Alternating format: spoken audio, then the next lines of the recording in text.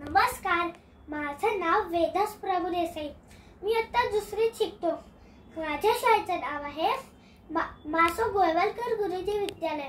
माझ्या नाट्यशाळेचं नाव आहे प्रॅक्टिस ही हवीच. आई, ए आई, आलो का मी? काय? हातपाय धुवून आवरून घे.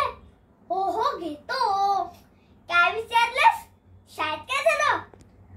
काय नाही, नेहमीच. आठवलं. ऐक ना, ताईंनी नाट्यछटा स्पर्धेसाठी माझं नाव घेतलंय. काय? नाट्यछटा लिहून तयार आहे? खूप प्रॅक्टिस करायची, छान करायची.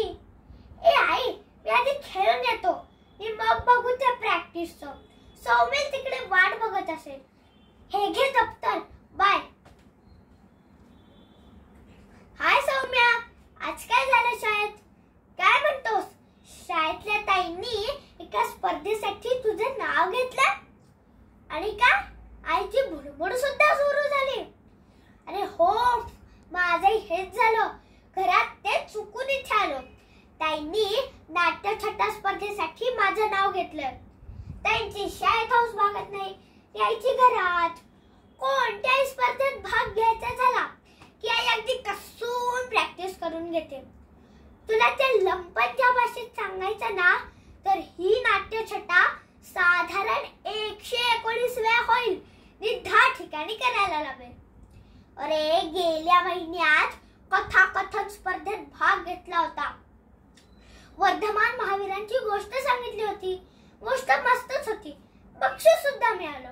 पण त्या गोष्टीची एवढी तयारी आई बाबांनी करून घेतली की शेवटी चक्क महावीर स्वप्नात आले आणि म्हणाले, पुरे बाळा आता. अरे हसतोस काय? खरं तेच सांगतो. काय म्हणतोस?